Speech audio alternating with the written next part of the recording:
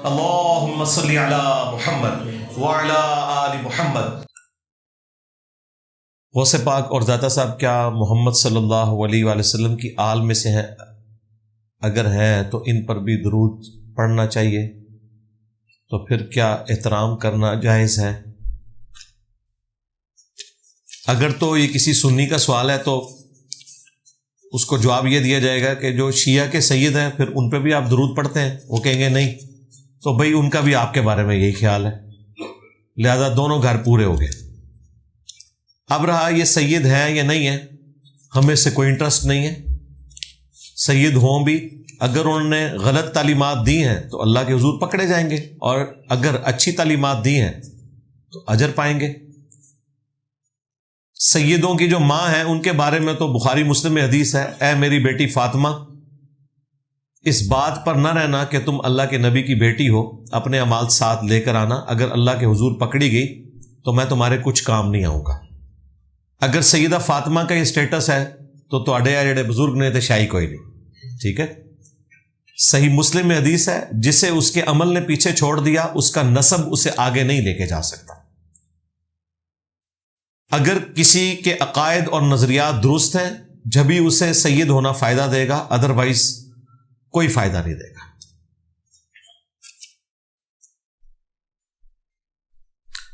کیا فرض نماز کے بعد اجتماعی دعا کر سکتے ہیں یا یہ بدعت ہے؟ اور اگر اکیلے میں نماز پڑھیں تو پھر ہاتھ اٹھا کر دعا مانگ سکتے ہیں؟ اکیلے میں تو کوئی مسئلہ نہیں ہے۔ بدعت کا تعلق عموماً اجتماعی عبادات سے ہوتا ہے، انڈیویجولی آپ جو مرضی کریں، جو قرآن و سنت میں رپورٹ ہوا ہے۔ نبی علیہ السلام نے اشراق یا چاش کے 2 نفل بھی پڑھے ہیں، 4 بھی پڑھے ہیں، 8 بھی، 12 تک رپورٹ ہوئے ہیں۔ آپ بے شک 100 پڑھ لیں، نفلی نماز ہے، لیکن اگر آپ 2 نفل بھی باقاعدہ اعلان کر کے دعوت دے کر، جس طرح فرض نماز کے لیے اکٹھا کیا جاتا ہے اشراق کے لیے لوگوں کو اکٹھا کریں گے، پھر سنت عمل بھی بدعت بن جائے گا۔ تو بدعت میں عموماً اجتماعی وہ عبادات جو خود سے آپ داخل کر دیتے ہیں۔ نماز کے بعد سنت اذکار وہ دعائیں ہیں، وہ آپ ہاتھ اٹھا کر کریں تب بھی درست ہے، بغیر ہاتھ اٹھا کے کریں تب بھی درست ہے۔ دعا اپنی اصل میں دونوں طریقے سے ہو سکتی ہے، لیکن جو اجتماعی دعا ہے وہ صرف ایک صورت میں ہوگی، جب توسل اور وسیلہ کے طور پر دعا کروائی جائے گی، جس طرح ہم اپنے درس کے اینڈ پہ کرواتے ہیں، کیونکہ پورا ہفتہ ہمیں لوگوں کی طرف سے میسج ملتے ہیں۔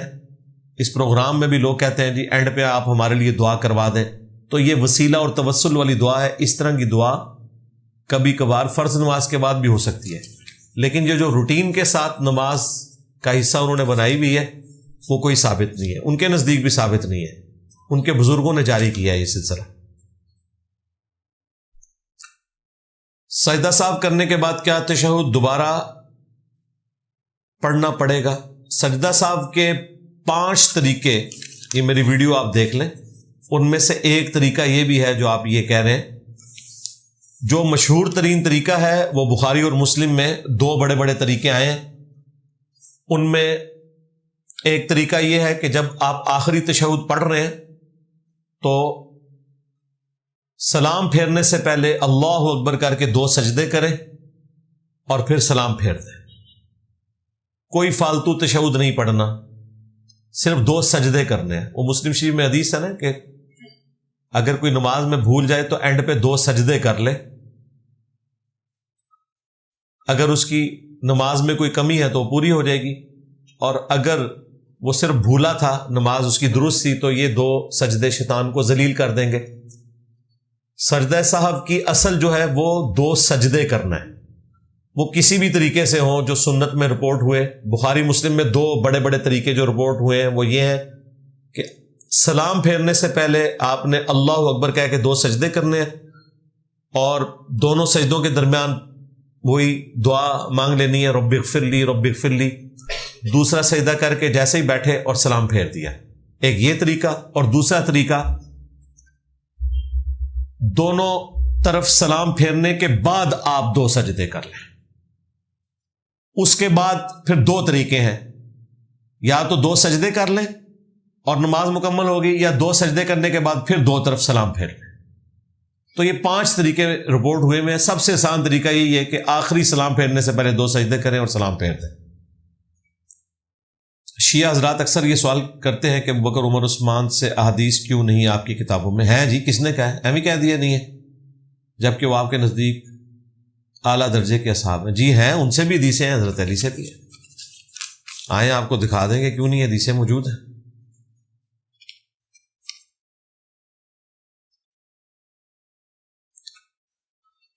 آپ کو ایک حیران کن بات بتاؤں کہ صحیح بخاری کے اندر امام بخاری رحمۃ اللہ علیہ نے حضرت ابو بکر کا قول لیا ہے کہ محمد کے قرب کو اہل بیت محمد کے قرب میں تلاش کرو، اور یہ قول وہ امہات المومنین کے چیپٹر میں نہیں لے کے آئے، حسن و حسین کے چیپٹر میں لے کے آئے.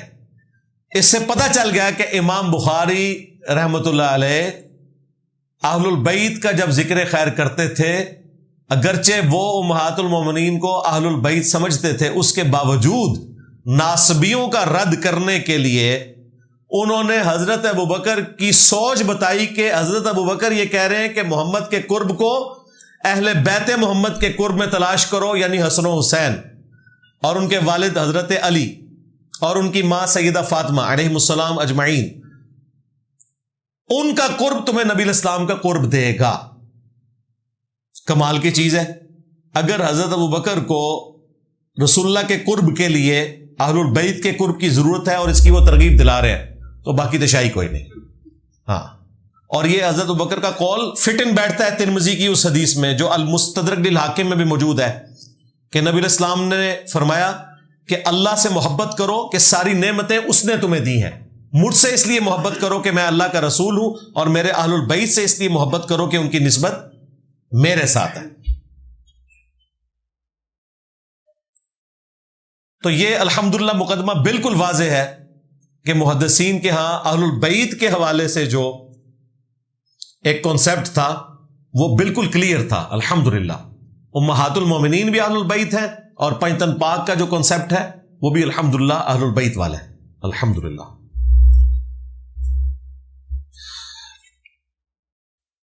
کیا اسلام میں نماز زبردستی پڑھائی جا سکتی ہے؟ عرب ملک میں نماز زبردستی پڑھائی جاتی ہے اور انسان سر سے اتارتے. زبردستی تو کوئی نہیں پڑھاتے، وہ صرف یہ کہتے ہیں کہ آپ نے نماز کے اوقات میں دکانوں کو نہیں کھولنا. شٹر ڈاؤن ہوتے ہیں، بے نمازی اندر ہی بیٹھے ہوتے ہیں، بے فکر ہیں آپ، کوئی سختی نہیں ہو رہی. ہاں، نماز کی سختی کون کسی کو پڑھا سکتا ہے؟ زبردستی لے بھی جائیں گے، وضو کون کروائے گا؟ چھوڑ دے، کوئی زبردستی نہیں ہوتی. صرف وہ نماز کے اوقات میں کہتے ہیں کہ مارکیٹ کو بند کریں. نماز کوئی زبردستی نہیں پڑھاتے، نہ پڑھائی جا سکتی ہے. زبردستی نماز پڑھانے کی اوبلیگیشن صرف ایک فیملی کے ہیڈ کی ہے کہ وہ اپنے بیوی بچوں کے اوپر سختی کرے گا.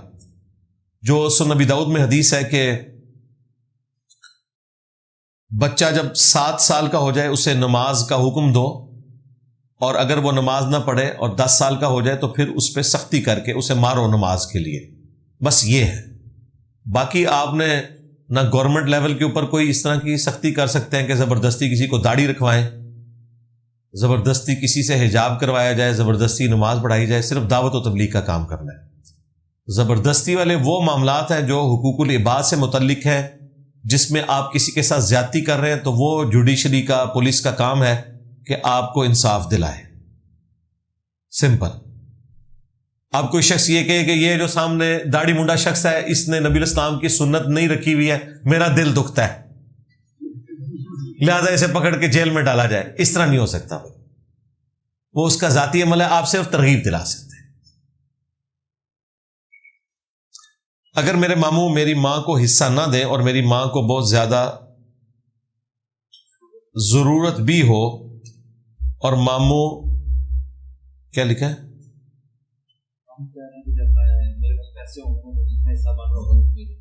اچھا، اور سیدھا جا کے کیس کرو، جا کے کہانیاں سنا رہے ہو منو ایسی تیسی. ماموں سے تو سانو ویسے ہی بڑا وٹ ہے. ماموں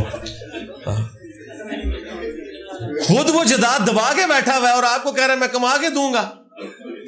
سیدھا جائیں کورٹ میں. اور یہ وراثت کے جو اس طرح کے ایشوز ہیں زیادہ عرصہ نہیں, 6 مہینے کے اندر تو فیصلہ ہو جاتا ہے.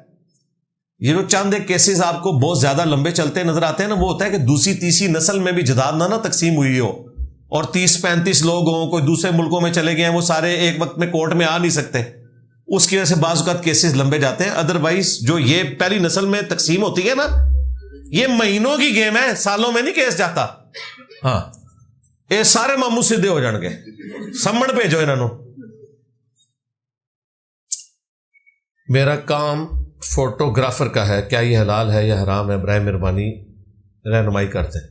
دیکھیں جی, اس کے لیے ہم جنرل وہی بات بتائیں گے آپ کو کہ جو منظر کیمرے کے اندر فلمایا جا رہا ہے اور وہ کیمرے کے باہر دیکھنا حلال ہے, تو کیمرے کے اندر اسے بنانا بھی حلال ہے. باقی اگر کسی نے اپنی شادی بیاہ کے موقع پر کچھ یادگار تصویریں بنانی ہیں یا کوئی ویڈیو فلم بنانی ہے صرف یادگار کے طور پر, تو ٹھیک ہے, اپنے کسی کلوز فیملی ممبر کو یا کسی قریبی آدمی کو بلا کے تو وہ فلم یادگار کے طور پر بنا لیں, لیکن اس کی پھر تشہیر نہ کی جائے. اور یہ بھی میں ایز اے لاسٹ ریزارٹ کہہ رہا ہوں, ادروائز اس کی بھی کوئی ضرورت نہیں ہے. تو باقی یہ جو آپ کام کہہ رہے ہیں, اس کام میں بچنے میں ہی عافیت ہے جی. مجھے تو یہ کام ڈاؤٹ فل لگتا ہے. 2018 میں دوران عمرہ مطاف کعبہ میں میرے پاؤں تلے 10 ریال کا کرنسی نوٹ آیا, جسے میں نے تبرک کے طور پر اٹھا لیا, جو کہ آج تک میرے پاس ہے. اس کے بارے میں کیا شرعی حکم ہے؟ شرعی حکم تو جو گری پڑی چیز ہے اس کے بارے میں میری ویڈیو ریکارڈ ہے, صحیح مسلم میں ہے. 1 سال تک آپ نے مالک کو تلاش کرنا ہی لکھتا ہے. تو اب تو یہ پرانی بات ہو گئی ہے, تو ٹھیک ہے, اگر آپ غریب ہیں تو خود رکھ لیں, ورنہ کسی غریب آدمی کو دے دیں.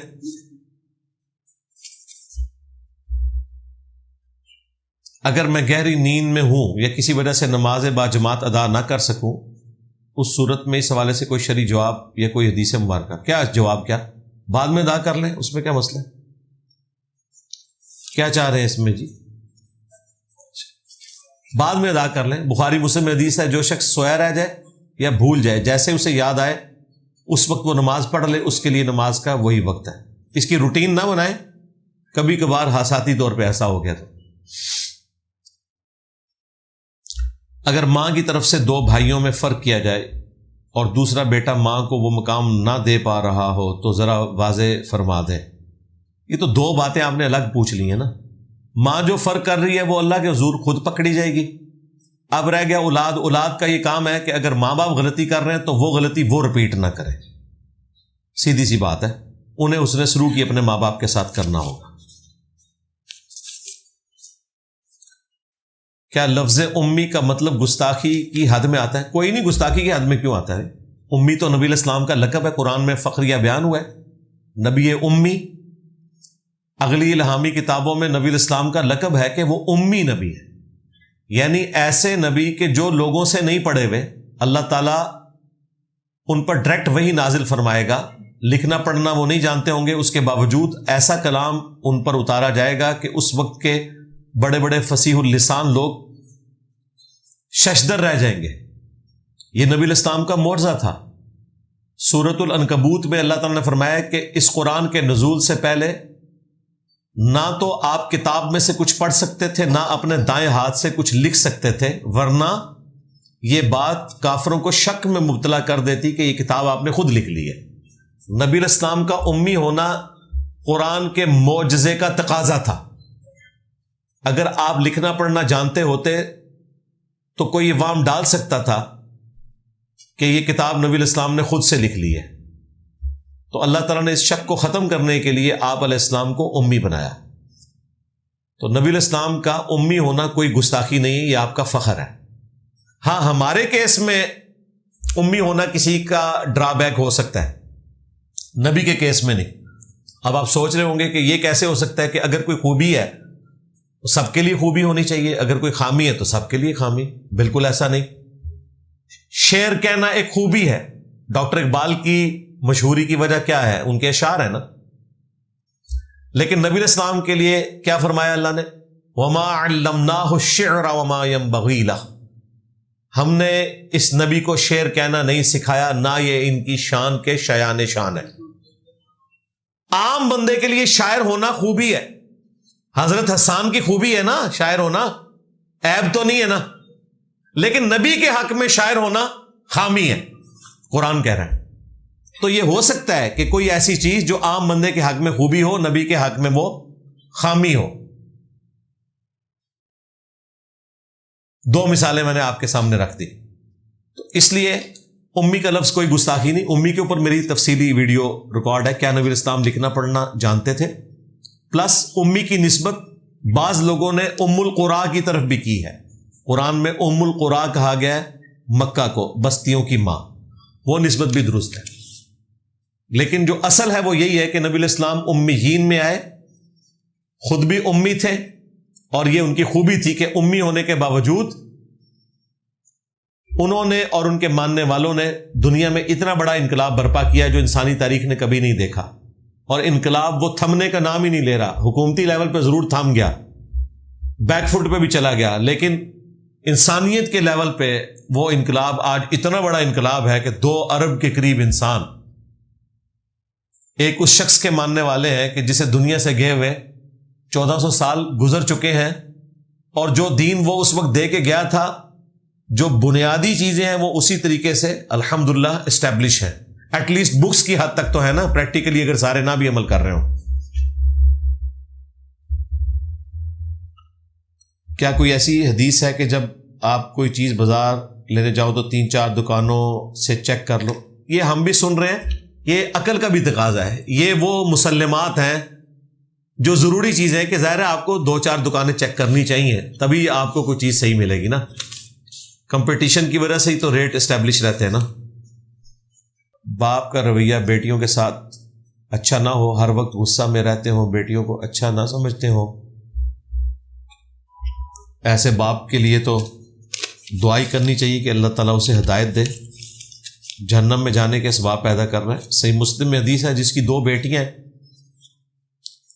اور اس نے اپنی بیٹیوں کی پرورش کی، اچھی تربیت کی، یہاں تک کہ انہیں بیاہ دیا،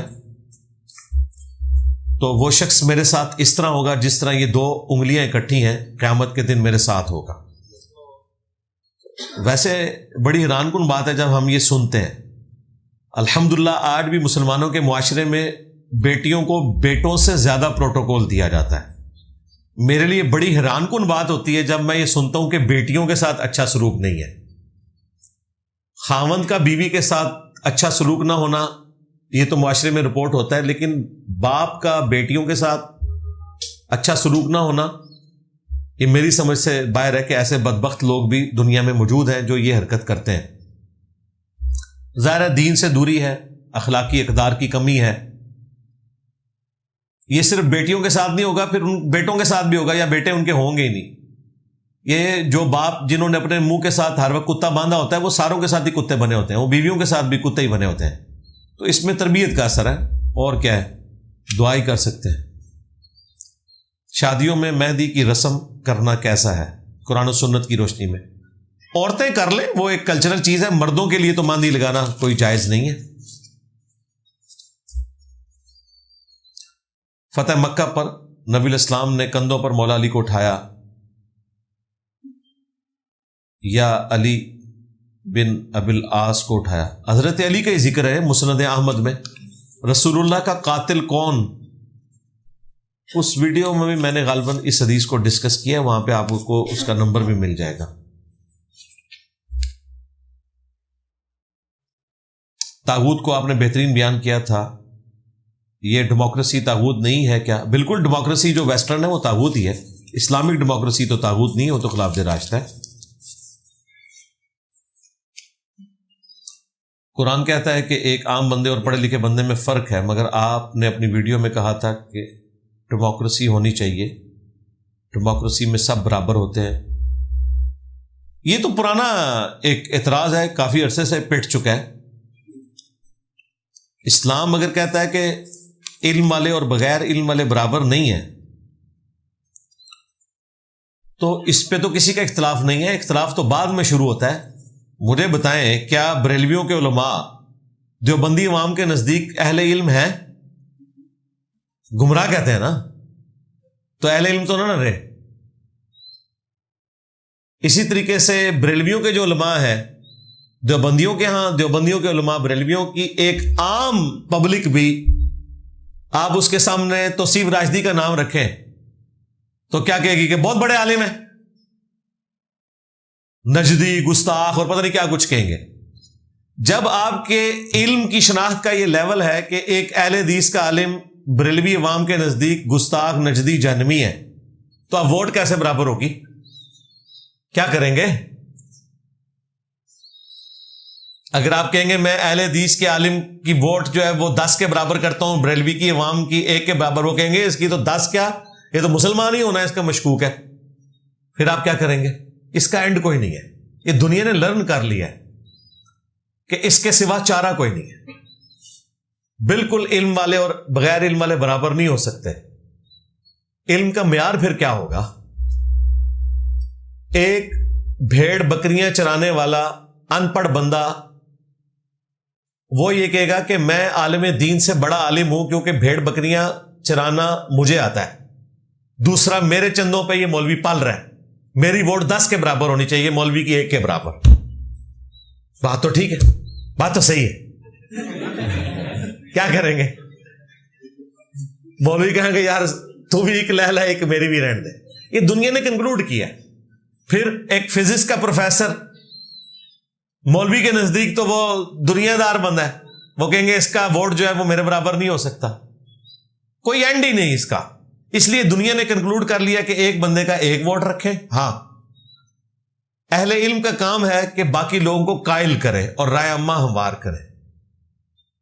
باقی نبی علیہ السلام کے مبارک زمانے میں چونکہ وحی کی تائید حاصل تھی، وہاں تو آپ کوئی اس طرح کا فرق کر سکتے تھے، اور وہاں پہ قبائلی سسٹم تھا، اور قبیلے کا جو سردار ہوتا تھا اس کی ووٹ پورے قبیلے کی ووٹ شمار ہوتی تھی، اور وہ سردار میرٹ کے اوپر چنا جاتا تھا۔ جس طرح ہم اب ایم این ایز اور ایم پی ایز چنتے ہیں، اگر آئیڈلی چنے جائیں، ورنہ تو کبھی آر ٹی ایس بیٹھ جاتا ہے اور کبھی فارم 47 آ جاتا ہے۔ ہاں، یہ بدقسمتی اپنی جگہ، یہ ہمارے ملکوں کے مسائل ہیں۔ ہم ان پرنسپل ان چیزوں کی بات کر رہے ہیں اس وقت۔ تو اس کا اینڈ کوئی نہیں، اس لیے میں نے ڈیموکریسی کے اوپر جو ویڈیوز ریکارڈ کرائی ہیں وہ آپ دیکھ لیں کہ اس کا اینڈ کوئی بھی نہیں ہوگا۔ خروج پہ آپ کی رائے کیا ہے؟ اگر یہ غلط ہے تو کیا امام مہدی خروج نہیں کریں گے جب وہ آئیں گے؟ اور نہیں، وہ خروج لفظ اور ہے یار۔ وہ جو خروج کا لفظ بولا جاتا ہے وہ یہ کہتے ہیں کہ امام مہدی ظاہر ہوں گے، اس پوائنٹ آف ویو سے خروج کہا جاتا ہے۔ خروج یہ نہیں ہے کہ وہ کسی حاکم وقت کے خلاف کھڑے ہو جائیں گے، اس طرح کا کوئی خروج نہیں ہے۔ مسئلہ 101 میرا دیکھ لیں خروج کے اوپر۔ امت میں اتحاد کیسے قائم ہو سکتا ہے، جانتے ہوئے کہ فرقوں میں بہت اختلاف ہے؟ ہو سکتا ہے یا نہیں، اس سے ہمیں کوئی غرض نہیں۔ ہم نے اس کے لیے کوشش کرنی ہے کہ امت کو قرآن و سنت پر لے کے آنا ہے۔ اتحاد یہ نہیں ہے جو آپ اتحاد کہتے ہیں، یہ تو فراڈ ہے۔ جو طارق جمیل صاحب اتحاد بتاتے ہیں، اپنا چھوڑو نہ کسی کا چھیڑو نہ، یہ تو سب سے بڑی منافقت ہے۔ اس کا تو یہ مطلب ہے کہ ٹھیک ہے، قادیانیوں کو ان کے مذہب پہ مرنے دو، مسلمانوں کو اپنے مذہب پہ مرنے دو، مسلمانوں میں سنیوں کو اپنے مذہب پہ مرنے دو، شیعہ کو اپنے پہ۔ اس طرح تو نہیں ہے۔ اپنا پہلے چھوڑو اگر غلط نکلا ہے، اور دوسرے کا پہلے پکڑ لو اگر صحیح نکلا ہے۔ ہاں، اتحاد امت کتاب و سنت کی تعلیمات پہ ہوگا۔ فرقوں کو ایگزسٹ کروا کے اس اعتبار سے کہ کام چک کے رکھو تو اسی اتحاد ہو جائے گا، نہیں ہو سکتا۔ قرآن میں ہے تعالوا الی کلمۃ سواء بیننا و بینکم اللہ نعبد الا اللہ۔ آؤ جیوز اور کرسچن ہم اس ایک بات پر اکٹھے ہو جائیں جو تم میں اور ہم میں کامن ہے، کہ ہم مت پوجیں سوائے اللہ کے کسی اور کو، اور آپس میں ایک دوسرے کا رب نہ مان لیں۔ آیت تو لوگ کوٹ کرتے ہیں کہ جی یہود و نصارہ کے ساتھ بھی کامن ٹرمز پہ بات ہے۔ کامن ٹرمز پہ یہ بات نہیں ہے کہ ٹھیک ہے تم حضرت عیسیٰ کو خدا کہتے رہو اور ہم حضرت عیسیٰ کو اللہ کا پیغمبر کہتے رہیں گے اور ہم اکٹھے ہو جائیں۔ نہیں، کہا گیا کہ تم بھی کتابوں میں اکٹھے ہو، تمہاری کتابیں بھی مان رہی ہیں کہ حضرت عیسیٰ اللہ کے پیغمبر ہیں، بیٹے نہیں ہیں۔ اب کرسچنز ماننے کے لیے تیار نہیں ہے تو ہم ان سے کیسے اکٹھے ہو سکتے ہیں؟ اس طریقے سے مسلمانوں کو بھی کہیں گے کہ آپ قرآن میں جو لکھا ہے ایاک نعبد و ایاک نستعین، اس پہ اکٹھے ہو۔ آپ وہ کہیں گے نہیں یہ لکھا ہوا ہے، لیکن ہم یا شیخ عبد القادر جیلانی بھی کہیں گے اور آپ ہمارے ساتھ کامنٹ ہم پہ اکٹھے ہو جائیں اس کے اوپر کہ ہماری اور آپ کی توحید ایک ہے. ہماری آپ کی توحید تو ایک نہیں ہے. اکٹھے ہونے کا مطلب ہے تعلیمات پہ، اس کے لیے آپ نے دعوت دینی ہے. رزلٹ جو بھی نکلے. اللہ کے بندو، حضرت نوح علیہ السلام آلموسٹ 950 سال تک تبلیغ کرتے رہے. اینڈ رزلٹ 78 لوگ مسلمان، 300 سے زیادہ یہاں بیٹھے ہوئے. تو کوانٹٹی کے اوپر آپ نے فیصلہ کرنا ہے. تو کیا نوح علیہ السلام جو ہے وہ ناکام چلے گئے دنیا سے؟ نہیں. بخاری مسلم حدیث ہے کئی انبیاء کے ساتھ قیامت کے دن 4 امتی، کسی کے ساتھ 3، کسی کے ساتھ 2، کسی کے ساتھ 1، کسی کے ساتھ 1 بھی نہیں ہوگا جو ایمان لایا ہو. لو جی، 0 امتیوں کے ساتھ بھی پیغمبروں نے آنا ہے. تو کیا وہ ناکام ہو گئے یا ان کی دعوت میں کوئی کمزوری رہ گئی تھی؟ نہیں، محنت کی، ٹھیک ہے. ناکام امتیں ہوئی ہیں، نبی کامیاب ہوئے ہیں. آپ کا کام صرف محنت کرنا ہے. کوانٹٹی پہ اگر ہوتا تو ان نبیوں کا کیا بنے گا؟ نوح علیہ السلام کا کیا بنے گا؟ کیا اللہ ان سے یہ پوچھے گا بھئی اتنی تجھے عمر دی تھی تو اینڈ رزلٹ یہ نکلا؟ اور رائے ونڈ میں تو 16 لاکھ بندے اکٹھے ہوتے تھے، تو نے صرف 78 بندوں کو اپنے ساتھ لگایا. اس طرح نہیں ہوتا. جنوبی حالت میں کھانا پینا جائز ہے، بالکل سنت ہے. بخاری مسلم میں حدیث ہے نبی علیہ السلام جب جنوبی ہوتے ہیں تو آپ سحری کر کے روزہ رکھ لیا کرتے تھے اور فجر کا وقت داخل ہونے کے بعد غسل اتارا کرتے تھے. اما عائشہ نے اس حدیث کو روایت کیا ہے. روزہ بھی رکھ سکتے ہیں، کھانا بھی کھا سکتے ہیں، ساری بھی کر سکتے ہیں، عام حالت میں بھی کھا سکتے ہیں. اس طریقے سے عورت بچے کو دودھ بھی پلا سکتی ہے، ہنڈیا بھی پکا سکتی ہے، روٹی بھی پکا سکتی ہے. یہ جو نجاست ہے نا، جنبی ہونا، یہ حقیقتاً نجاست نہیں ہے، یہ اللہ کے حکم کے تحت نجاست ہے. حقیقتاً مسلمان کبھی بھی ناپاک ہوتا ہی نہیں. بخاری مسلم میں حدیث ہے، حضرت ابو ہریرہ کہتے ہیں میں ایک دفعہ گھر سے نکلا، نبی علیہ السلام راستے میں ملے، میں آپ کے ساتھ چلنا شروع ہو گیا، آپ مجھ سے گفتگو کرنا شروع ہو گئے. میں تھوڑا سا پیچھے کھسکا کیونکہ مجھے یاد آیا کہ میرے پہ تو غسل فرض ہے، اور میں گھر گیا، غسل کر کے دوبارہ آیا تو آپ نے فرمایا کہ تم کھسک گئے تھے اس طرح پیچھے سے. تو کہا یا رسول اللہ میں ناپاک تھا تو غسل کرنے گیا تھا. نبی علیہ السلام نے کہا مومن تو کبھی ناپاک ہوتا ہی نہیں ہے. ہاں، اس کا مطلب ہے کہ جنبی ہونا ناپاکی نہیں ہے، حکمن ناپاکی ہے. حکمن تو کئی چیزیں ناپاکی میں آتی ہیں جن کو ہم بردر نہیں کرتے. مثلا کیا کوئی شخص بغیر وضو کے نماز پڑھ سکتا ہے؟ نہیں. تو وضو شرط ہے نماز پڑھنے کے لیے. جو بے وضو ہے وہ نماز پڑھنے کے اعتبار سے ناپاک ہے، ویسے وہ پاک ہے، مسجد میں بھی بیٹھ سکتا ہے، قرآن کی تلاوت بھی کر سکتا ہے. لیکن نماز کے لیے قرآن میں ہے کہ جب نماز کے لیے کھڑے ہوگے تو وضو کرو گے. اس کا مطلب ہے یہ ساری حکمی نجاستیں ہیں، یہ حقیقتاً نجاستیں نہیں ہیں. حقیقی نجاست کون سی ہے؟ پیشاب. یہ حقیقی نجاست ہے جس کا دور کرنا ضروری ہے. باقی جو وضو اور غسل والے معاملات ہیں یہ حکمن نجاستیں ہیں، حقیقتاً نجاستیں نہیں ہیں. اگر ایک انسان بائی برتھ مسلمان پیدا ہوا تو اس کے مذہب بدلنے پر قتل مرتد کی سزا کیوں؟ کیونکہ وہ تو اپنی مرضی سے تو مسلمان پیدا نہیں ہوا، تو جو مرضی کرے جی، جائے جہنم میں، ہمارا کیا لینا دینا. ہاں، قتل مرتد کی سزا کے اوپر میری ویڈیو دیکھ لیں. نہ یہ آپ سے متعلق ہے، نہ جس سے پوچھ رہے ہیں اس سے متعلق ہے. یہ سوال پرائم منسٹر کرے گا یا چیف جسٹس کر سکتا ہے، جن سے متعلقہ یہ چیزیں. آپ کے لیے حکم ہے کہ جو آپ کا دل آتا ہے وہ آپ کریں. جہنم کمانا چاہتے ہیں جہنم کمائیں، جنت کمانا چاہتے ہیں جنت کمائیں.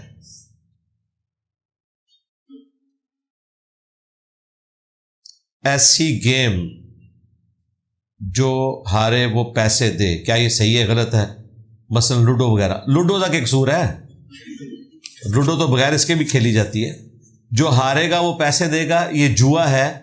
خواہ لوڈو کے اوپر لگا ہو یا تیروں کے مقابلے پہ ہو یا گھوڑ سواری کرنے کے اعتبار سے ہو، یہ ساری چیزیں اپنی اوریجن میں درست ہیں. لوڈو کھیلنا بھی درست ہے، جوا لگانا غلط ہے.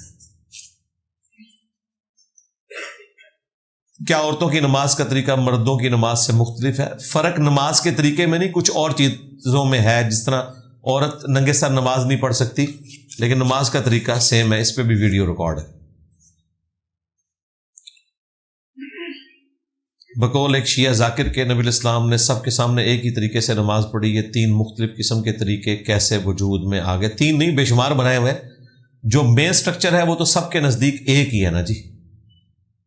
ہر نماز کی ہر رکعت میں قیام میں سورہ فاتحہ اور قرآن پڑھنا، قیام کے بعد رکوع کرنا، رکوع کے بعد قومے میں سیدھا کھڑا ہونا، ہر رکعت میں 2 سجدے کرنا، 2 سجدوں کے درمیان بیٹھنا، 2 رکعتوں کے بعد بیٹھنا اور پھر نماز کو مکمل کرنا، اور اگر 3 رکعتوں والی ہے تو 2 کے بعد بھی بیٹھنا، اور 4 والی میں 2 کے بعد بیٹھنا اور 4 کے بعد بیٹھنا، اور اس کے بعد نماز کو مکمل کرنا، خاص سلام پھیر کے کریں یا کسی اور طریقے سے کریں۔ تو بیسک سٹرکچر تو وہی ہے۔ اس کا جواب مولانا اسحاق صاحب نے بڑی اچھی بات کی تھی کہ ایک کمرے میں اگر 4 بندے بیٹھے ہوئے ہیں، ایک کانا ہے، دوسرا لنگڑا ہے، تیسرا ہاتھوں سے محروم ہے، تو چاروں کو انسان ہی بولا جائے گا۔ تو جو رفع الیدین کے ساتھ نماز ہے یہ ایک پرفیکٹ نماز ہے، بیسک سٹرکچر سب کی ایک ہے، اسی وجہ سے سب ایک دوسرے کے پیچھے نماز پڑھ سکتے ہیں۔ نماز کا اگر طریقہ مختلف ہوتا تو سنی شیعہ کے پیچھے نماز ہی نہ پڑھ سکتے، شیعہ سنی کے پیچھے نماز نہ پڑھ سکتے، کہ جب سنیوں کے قیام کا وقت آئے، شیعہ کے سجدے کا وقت آ جائے یا کچھ اور ہو جائے تو نماز ایک دوسرے کے پیچھے ہو ہی نہیں سکتی، یا رکھتے مختلف ہو جائیں۔ مغرب میں یا فجر میں قنوت کا جو مسئلہ ہے وہ بھی احادیث سے ثابت ہے، وہ ایک اضافی نفلی عبادت کے طور پر ہے، ادروائز سٹرکچر تو سیم ہے نماز کی۔ موجودہ دور میں قرض سود پر ملتا ہے، اور اس دور میں قرض ہنسنا مشکل ہے، کوئی دیتا نہیں، ٹھیک کرتا نہیں، دیتا واپس بھی نہیں نا آپ کرتے۔ کیا بڑے پیمانے پر اسلامک فائنانس کی کوئی صورت موجود ہے؟ ہمارے علم میں تو کوئی نہیں ہے جی، سیدھی سی بات ہے۔ جس نے بھی اس قسم کی کوئی نیکوکاری سے کوشش شروع کی ہے تو نیکی جو گلے پہندی ہے نا، دوبارہ وہ اس طرح نیکی کرتا نہیں ہے۔ جماعت کرانا کس کا حق ہے؟ قرآن کا زیادہ علم رکھنا یا جسے زیادہ یاد ہو؟ جسے پڑھنا صحیح آتا ہو، پہلے نمبر پہ۔ یاد سے کوئی فرق نہیں پڑتا، قرآن کا علم جسے قرآن پڑھنا آتا ہو، اس کے بعد ٹھیک ہے علمی طور پہ بھی، لیکن اگر ایک عالم ہے قرآن کا تفسیر اچھی بیان کرتا ہے لیکن اے بے تے پڑھتا ہے، ٹھیک ہے، تو پھر اس بیچارے نے کیا آپ کو نماز پڑھانی ہے؟ اور داڑھی تو کہیں بھی اس میں شرط نہیں ہے جی۔ صحیح مسلم میں 4 شرائطی رپورٹ ہوئی ہیں، نمبر 1 قرآن، نمبر 2 سنت، نمبر 3 ہجرت جس نے پہلے کی ہو، اور نمبر 4 جو عمر میں زیادہ ہو۔ کیا غیر محرم کو دوسری بار دیکھنے سے سارے اعمال برباد ہو جاتے ہیں؟ سارے اعمال برباد ہونے کا ذکر نہیں، لیکن گناہ کا کام ہے، ظاہر ہے گناہ نیکیوں کو ختم بھی کرتے ہیں، سارے اعمال برباد ہونے والی کوئی بات نہیں، گناہ ہے، توبہ کریں۔ کیا ظہر کی عصر کے ساتھ اور مغرب عشاء کے ساتھ نماز پڑھی جا سکتی ہے بغیر کسی مجبوری کے؟ ٹھیک ہے، کبھی کبھار پڑھ لیں، روٹین بنانا خلاف سنت ہے۔ نبی الاسلام نے 5 نمازیں الگ اوقات میں ہی پڑھی ہیں، یہ صرف ایک جواز ہے، باقی کام آپ سارے ٹائم پہ کریں۔ نمازوں کے کیس میں آپ یہ کرنا شروع کر دیں۔ مولا علی نے جو اپنے دور خلافت میں گورنروں کے نام خط لکھا، مکتوب نمبر 52 ہے شیعہ کی نہج البلاغہ میں نے وہ دکھایا بھی ہے، میری ویڈیو دیکھیں 2 نمازوں کو جمع کرنا، اس میں میں نے یہ خط دکھایا بھی ہے، تو اس میں 5 نمازوں کے الگ اوقات ہی انہوں نے بیان کیے تھے۔ اور یہ جو آپ کو مشہور ایک واقعہ بتاتے ہیں اس کی صحت میں کلام ہے، لیکن مسئلہ اس سے ثابت ہو جاتا ہے۔ وہ کہتے ہیں کہ جی حضرت علی کی عصر کی نماز رہ گئی تھی اور نبی الاسلام ان کی گود میں سر رکھ کے سوئے ہوئے تھے، تو اس کا مطلب ہے کہ حضرت علی نے زور لادہ سے پڑھی ہوئی تھی، اگر کٹھی کی ہوتی تو عصر ساتھ پڑھ لی ہوتی۔ تو اس واقعے میں بھی 5 نمازوں کے الگ اوقات ہی ثابت ہوتے ہیں۔ لو سامو، بہرحال جواز موجود ہے، وہ آپ سے کوئی نہیں چھین سکتا، وہ آپ کر سکتے ہیں جب جب ضرورت پڑے۔ جب ضرورت نہیں ہے تو کیوں ایسا کرتے ہیں؟ نبی الاسلام کے طریقے کو کیوں چھوڑتے ہیں؟ آپ نے امت کے جواز کے لیے، آسانی کے لیے کہا تھا۔ اگر کسی نے کوئی روٹین بنانی بھی ہے تو ایک روٹین کی صورت بن سکتی ہے، وہ یہ کہ ظہر آخری وقت میں پڑھیں اور عصر اول وقت میں، پھر نماز اپنے وقت میں داخل ہوگی۔ جس طرح کہ آج کل ہمارے جیلم شہر میں آج 18 اگست 2024 کو عصر کا وقت آلموسٹ 3:50 پہ شروع ہو رہا ہے، تو 3:40 پہ آپ ظہر کی نماز پڑھ لیں، یا 3:35 پہ، 3:50 سے پہلے پہلے مکمل ہو جائے، اور 3:50 ہوتے ہی آپ عصر کی نماز پڑھ لیں، یا 3:55 پہ پڑھ لیں، تو آدھے گھنٹے کے اندر آپ دونوں نمازیں پڑھ لیں گے، لیکن نمازیں ہوں گی اپنے اپنے وقت میں۔ لیکن پھر اس میں کبات آ جائے گی، جماعت کا تو مسئلہ ہوگا نا، اس طرح کی پھر آپ کو ٹیلر میڈ کو مسجد بنانی پڑے گی جہاں جماعت بھی اسی طریقے سے ہوتی ہو، کیونکہ جماعت بھی تو مرد نے الگ سے اس کا بھی اہتمام کرنا ہے نا۔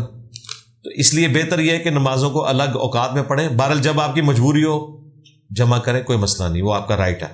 سفر میں ہمیشہ جمع کریں، وہ ہمیشہ کے لیے سنت ہے۔ پاکستان میں ایک عملاً باپردہ لڑکی کا رشتہ چھوڑ کر دنیاوی غرض کے لیے باہر کی لڑکی سے شادی کرنا کیسا ہے؟ تو جو آپ مانگ رہے ہیں وہ آپ کو مل جائے گا۔ اگر آپ کا کرائٹیریا آخرت ہے تو وہ آپ کے لیے ہو جائے گا، اور اگر دنیا ہے تو وہ آپ کے لیے۔ بخاری مسلم میں حدیث ہے کہ عورت سے 4 چیزوں کی وجہ سے نکاح کیا جاتا ہے، اس کی دینداری کی وجہ سے، اس کی دولت کی وجہ سے، اس کے حسب و نسب کی وجہ سے، اور اس کی خوبصورتی کی وجہ سے۔ پھر نبی اسلام نے فرمایا اللہ کے بندو دینداری کو دیکھا کرو، یعنی پہلی پرائورٹی اس کی ہے۔ مغربی ممالک سمیت امریکہ میں یہ کیا لکھا ہے؟ آرٹیفیشلی کلٹیویٹڈ میٹ نہیں، حرام ہے جی، پوچھنے والی کوئی بات ہے؟ ذبیحہ ہے ہی نہیں ہے۔ اوریجنل گوشت اگر ذبیحہ نہ ہو تو حرام ہے، یہ کلٹیویٹڈ میٹ تو بالکل حرام ہے۔ قرآن پاک کا ترجمہ اور تجوید خاطر خواہ، یہ کیا لکھا ہوا ہے؟ کام نہیں سمجھ رہے کیا کہہ رہے ہیں؟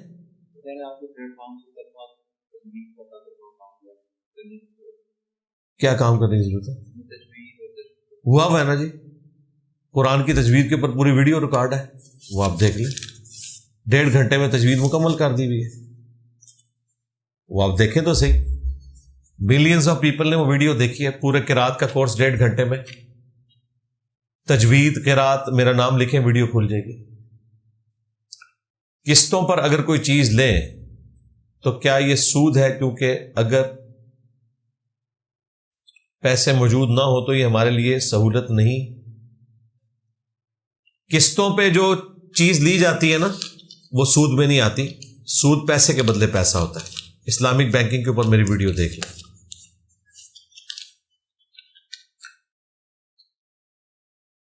کیا اللہ کا دیدار کیا جا سکتا ہے جنت میں یا خواب میں؟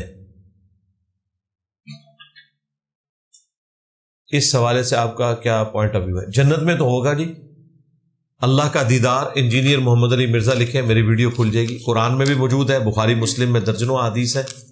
دنیا میں ممکن نہیں ہے، صحیح مسلم میں حدیث ہے کہ دجال کانا ہوگا، اور یاد رکھنا تم میں سے کوئی شخص اپنے رب کو دیکھ نہیں سکتا یہاں تک کہ اسے موت نہ آ جائے، کیونکہ دجال بھی خدا ہونے کا دعویٰ کرے گا۔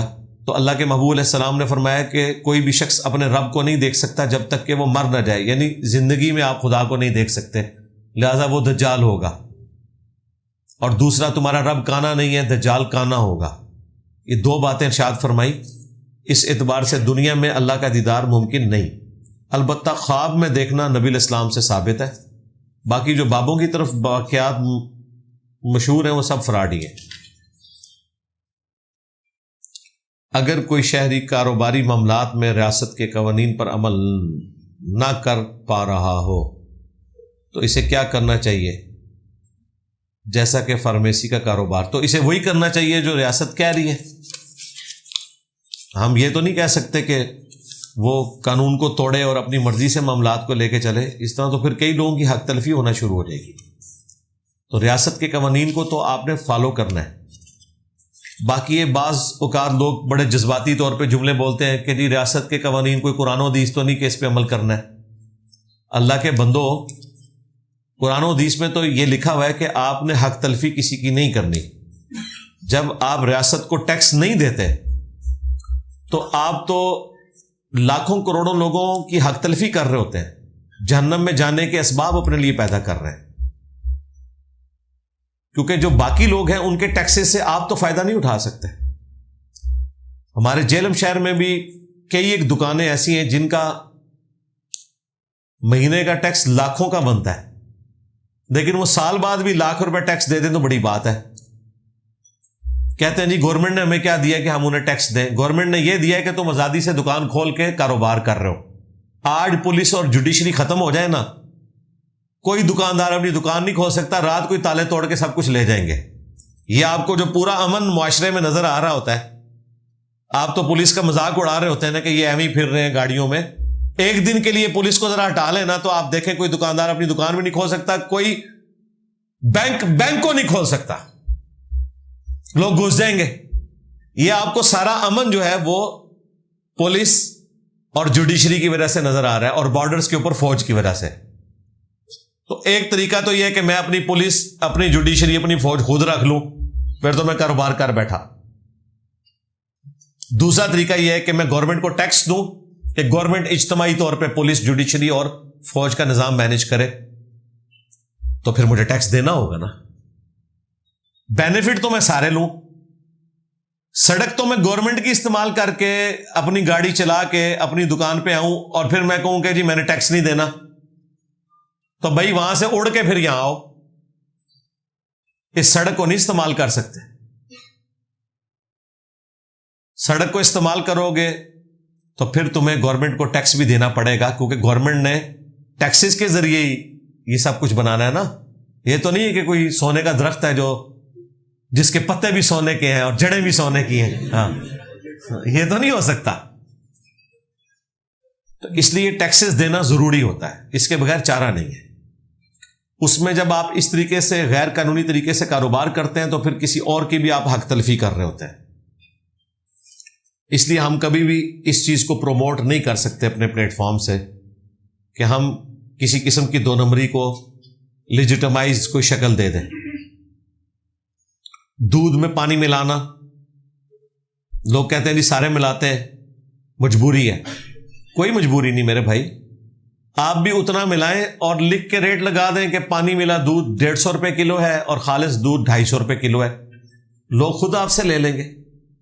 آپ خالص دودھ کہہ کے پانی والا دودھ بیچیں گے تو جو لے کے جا رہے ہیں انہیں بھی پتہ ہے خالص نہیں ہے، لانتے ہیں وہ بیچتے ہیں جب گرم کر رہے ہوتے ہیں آپ کے اوپر۔ وہاں چولہے پہ انہوں نے دودھ چڑھایا ہوتا ہے اور آپ کو زبان کی نوک پہ چڑھایا ہوتا ہے، جب ملائی نہیں نا صبح آتی تو اتنی لانتیں آپ کو پڑتی ہیں۔ اس لیے خالص دودھ لکھنے کی ضرورت نہیں ہے، لانتیں انشاءاللہ پوری آپ کو پہنچنی ہے، بے فکر رہیں۔ تو بہتر یہ ہے کہ آپ لکھ کے لگا دیں کہ پانی ملا دودھ اتنے کا، خالص اتنے کا، وہ آپ کا رائٹ ہے، آپ بیچ سکتے ہیں۔ نبی علیہ السلام بھی دودھ میں پانی ملا کے پیتے تھے، بخاری مسلم میں آتا ہے۔ اس زمانے میں برف نہیں ہوتی تھی نا، تو دودھ کو ٹھنڈا کرنے کے لیے اس میں پانی ملایا جاتا تھا، مٹکے کا، کچی لسی جسے کہتے ہیں، بخاری مسلم میں آیا، نبی علیہ السلام پیتے تھے۔ تو دودھ میں پانی ملانا گناہ نہیں ہے، دودھ میں پانی ملا کر اسے خالص کہہ کے بیچنا گناہ ہے۔ آپ خالص دودھ اپنے خالص ریٹ پہ بیچیں، اور یہ حقیقت بھی ہے کہ 150 روپے میں آج کی ڈیٹ میں خالص دودھ، گھر میں بھینس رکھی ہونا تب بھی 150 روپے کلو نہیں پڑتا۔ یہ آپ کو گوالے اس لیے دیتے ہیں کہ انہوں نے بہت زیادہ بھینسیں رکھی ہوتی ہیں، پھر بیچ میں کچھ گائے بھی ہوتی ہیں، وہ دودھ زیادہ دیتی ہیں، وہ تھوڑا سستا پڑتا ہے، اس کو مکس کرتے ہیں، پھر آپ کو کہیں خالص دودھ یہ آ کے مینج کر لیتے ہیں۔ ادروائز جس ریٹ میں آپ کو خالص کہہ کے وہ خالص دودھ دے رہے ہوتے ہیں، مکمل طور پہ وہ خالص نہیں ہوتا، لیکن ملاوٹ اس میں نہیں ہوتی، وہ خالص اس لیے بول رہے ہوتے ہیں کہ گائے کا دودھ ملایا ہوتا ہے، انہوں نے پانی نہیں ملایا ہوتا، وہ اپنی جگہ جسٹیفائی ہوتے ہیں کہ یہ خالص دودھ ہے۔ لیکن اگر آپ کہیں کہ بھینس کا خالص دودھ اسی ریٹ پہ، بھئی آپ اپنی بھینس بھی رکھ لینا، اس ریٹ پہ نہیں پڑتا۔ ان کو اس لیے پڑ جاتا ہے کہ زیادہ بھینسیں ہوتی ہیں، زیادہ گائے، اگر ایک بھینس دودھ نہیں دے رہی اس وقت تو دوسری بھینسوں سے وہ کمی کو پورا کر لیتے ہیں۔ لیکن اگر آپ کے پاس ایک ہی بھینس ہو، آپ کیلکولیٹ کریں تو آپ کو سال کے بعد پتا چلے گا کہ بھئی یہ تو دودھ آپ کو 250-300 روپے کلو پڑ رہا ہے گھر میں، اس کی خوراک پوری کر کے۔ یہ بڑا مشکل کام ہے، الا یہ کہ آپ کسی گاؤں ایریے میں رہتے ہو جہاں وہ خوراک بھی اس کی آسانی سے مینج ہو جائے، تب بھی بہت تردد ہے۔ اس کو چرانے کے لیے لے کے جانا کیا یہ تردد والا کام نہیں ہے؟ اگر بندہ رکھیں گے اس کی تنخواہ دینی پڑے گی۔ بھینسیں اور گائیں رکھنا اتنا مشکل کام ہے کہ گھر میں میت بھی ہونا اس دن بھی آپ کو دودھ دونا پڑتا ہے اپنی بھینس کا، آپ اس کام سے عہدہ برا نہیں ہو سکتے، لوگ سفر نہیں اختیار کر سکتے، خوشی غمی پہ ادھر ادھر نہیں جا سکتے، ایک بندہ گھر پہ چھوڑنا پڑتا ہے جو بھینسوں کی اور گائے کی دیکھ بھال کرتا ہے، تب جا کے یہ کام مینج ہوتا ہے۔ اس لیے یہ جو بعض لوگوں کو ہوتا ہے نا کہ جناب ہم یہ کاروبار میں ٹیکس پورا نہیں دیں گے یا ہم یہ اس طرح کر لیں گے، باقی لوگ بھی بے ایمانی کرتے ہیں، تو ٹھیک ہے پھر کاروبار کوئی اور کر لیں جس میں بے ایمانی نہ ہو۔ یہ حقیقت بات ہے کہ ان بے ایمانوں کی وجہ سے ایماندار لوگوں کا کاروبار کرنا مشکل ہو گیا، لیکن یہ چیز ایماندار لوگوں کو یہ سرٹیفکیٹ نہیں دیتی کہ وہ بھی بے ایمانی شروع کر دیں۔ مثلاً اب یہ جو بجلی کے بلز کا ایشو ہے، ہماری جتنی فیکٹری ہیں میجورٹی جو ہے وہ بل پورا نہیں دیتی ہیں، بجلی چوری کرتے ہیں، سٹیل ملز بجلی چوری کرتی ہیں۔ اگر وہ پورا ریٹ دیں تو آپ کو سریا آج کل کے عثمان بھائی ریٹ ہے 260 پر کے جی ہے، یہ ہو سکتا ہے تو 700-800 روپے کلو لویا ملے اگر یہ پورا ایک ایک ٹیکس اور بجلی کا بل پورا ادا کریں۔ ظاہر ہے پھر وہ انہوں نے آپ سے ہی نکالنا ہے نا، اپنے اوپر تو کوئی چیز بھی نہیں ماننے دیتے، بلکہ مہنگائی ہوتی ہے تو یہ لوگ خوش ہو جاتے ہیں۔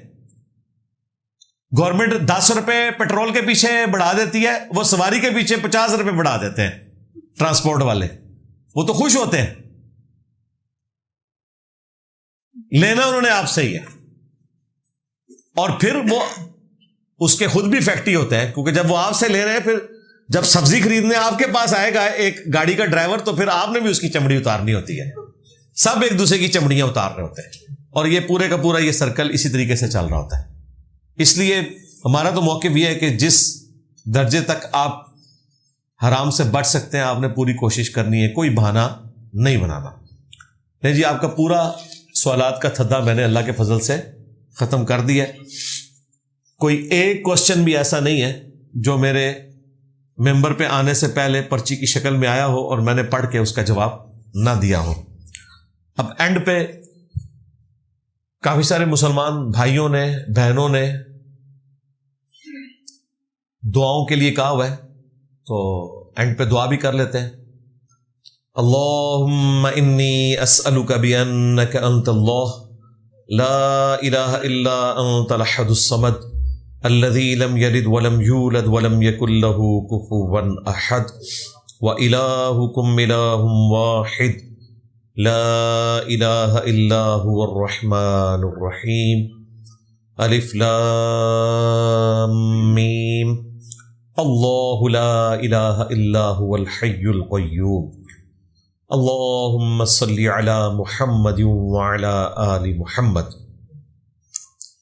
اللہم ربنا آتنا فی الدنیا حسنہ وفی الآخرۃ حسنۃ وقنا عذاب النار ربنا آتنا من لدنک رحمہ وہیئ لنا من امرنا رشدا اللہم اغفر لحینا ومیتنا وشاہدنا وغائبنا وصغیرنا وکبیرنا وذکرنا وانثانا اللہم من احییتہ منا فاحیہ علی الاسلام ومن توفیتہ منا فتوفہ علی الایمان۔ اے اللہ، جن جن بھلائیوں کا سوال تیرے محبوب صلی اللہ علیہ وآلہ وسلم نے تجھ سے کیا، ہمارے حق میں، ہمارے ماں باپ کے حق میں، ہمارے بیوی بچوں کے حق میں، ہمارے رشتہ داروں کے حق میں، پوری امت کے حق میں قبول منظور فرما۔ جن جن چیزوں کے شر سے تیرے محبوب صلی اللہ علیہ وآلہ وسلم نے تیری پناہ طلب کی، تمام مسلمانوں کو ان چیزوں کے شر سے اپنی پناہ عطا فرما۔ اے اللہ، خصوص بالخصوص فلسطین کے مسلمان، کشمیر کے مسلمان، چائنا کے مسلمان، یمن کے، عراق کے، شام کے، افغانستان میں، پاکستان میں، جہاں کہیں قسم پرسی کی زندگی گزار رہے ہیں، غیب سے ان کی عزت، آبرو، جان و مال کی حفاظت فرما۔ اے اللہ، ہمارے ملک پاکستان کی خیر فرما، ملک پاکستان کو اندرونی اور بیرونی خطرات سے محفوظ فرما، پورے عالم اسلام کی خیر فرما۔ حاضرین کے دلوں میں جو جو نیک اور جائز دعائیں ہیں قبول فرما، جو بیمار ہیں انہیں شفا عطا فرما، جو فوت ہو چکے ان کی مغفرت فرما۔ یہ تمام دعائیں تمام مسلمانوں کے حق میں قبول و منظور فرما۔ سبحان ربک رب العزت عما یصفون وسلام علی المرسلین والحمد للہ رب العالمین۔ وصلی اللہ علی النبی الکریم وعلی آلہ واصحابہ اجمعین الی یوم الدین، آمین۔